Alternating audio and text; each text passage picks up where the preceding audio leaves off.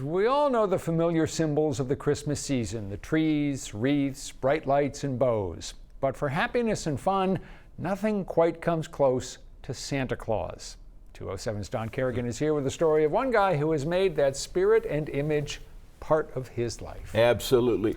Steve Hendricks seems like he was born to play Santa. He has the look, he has the sound, he has that great laugh, and most of all, we discovered he has the heart.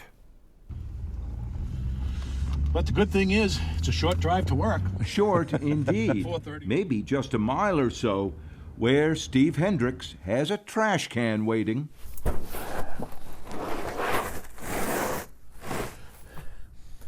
It doesn't smell good in there. His workplace makes up for it. Steve helps to care for Pemaquid Beach and the lighthouse at the Point in Bristol. It's a great place to come to work.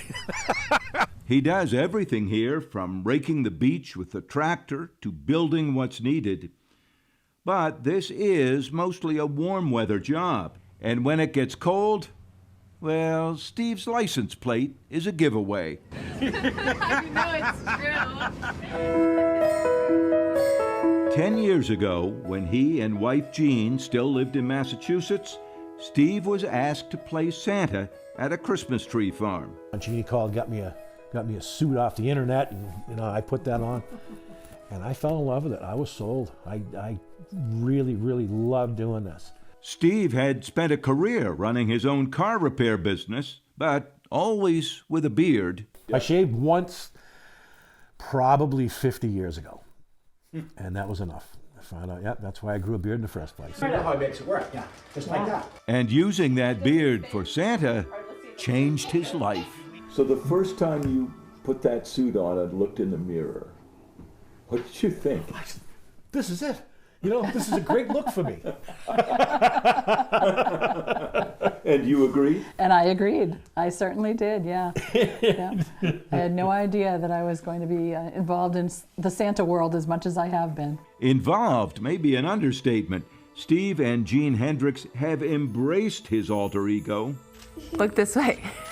He began doing appearances at events and photo studios in Massachusetts and Rhode Island. They moved to Maine 4 years ago, but he still does those shoots, making repeated trips in the fall where families wait for Christmas card photos. I didn't have any idea what it was going to be like sitting with the kids and doing that. And from the first one until just did a job the other day, it's the same thing as 10 years long, doing this with thousands of kids, and it's exciting every time. We're gonna go in there. His primary Santa job in Maine, so far,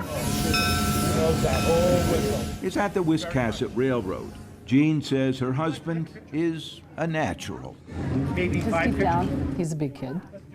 Deep down, he's a softie. But to watch how the kids respond to him, that was initially surprising to me, because I didn't realize that he had that ability to pull that out of those kids. Was he like that with your own kids? No. No.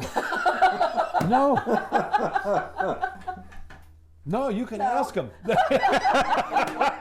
Steve says he has learned that how you treat the kids makes all the difference. When did you do it, last night? He remembers them, including the sad ones. So I had a list of names that you really wouldn't hear very often, and I said, do you know my name? I said, it's Herman.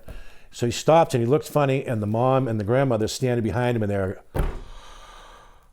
and I said, oh, I must have guessed it right. And he says, no. He says, that was my daddy Herman. He's in heaven.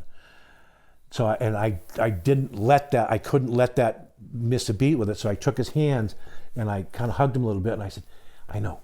I said, Daddy Herman's, he's okay. You know, he's warm and he's safe, so don't worry about it. He's very proud of you. The rewards, he says, make it all worthwhile. It's like the moment he puts on the suit, he transforms into this other person that can just really, really reach people.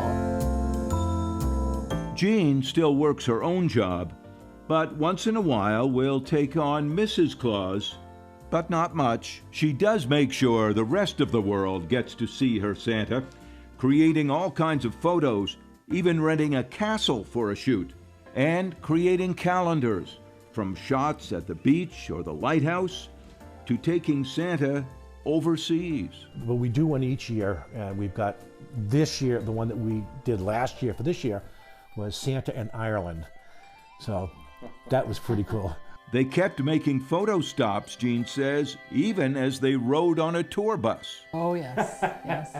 We were on the street in Dublin in front of St. Patrick's Cathedral, and it was quite interesting. Both say they have always loved Christmas. Their favorite movie? Hello? Hello, Susan. Merry Christmas. Miracle on 34th Street, with Edmund Gwynn as Santa. That's a look Steve has decided to make his own. This would be Santa pre-season. Off duty. Yeah. Oh, that's a cute one. For the kids and the crowds, of course, it will still be one of those elegant outfits they have come to expect. At the beach, it will still be jeans and sweatshirt, of course. But the license plate and the laugh might give it away. So, if you're walking Pemaquid Beach next summer, keep an eye out for the guy on the tractor, the guy with the beard. And be good for goodness sake. You're welcome too. Santa will be watching. Now, as you can tell, Steve is a pretty outgoing guy, and he really connects well with people. He's also a great storyteller, so we asked him if he had one memorable kid that he's dealt with over those years. He quickly came up with an answer about a young boy who definitely knew what he wanted. But I do have one little guy named Walter that absolutely, bar none, this was the funniest thing that ever happened. His sister was walking up and he was picking at her. His sister was a little older. Walter's behind her and he's got this nice little bow tie and he's got his vest on.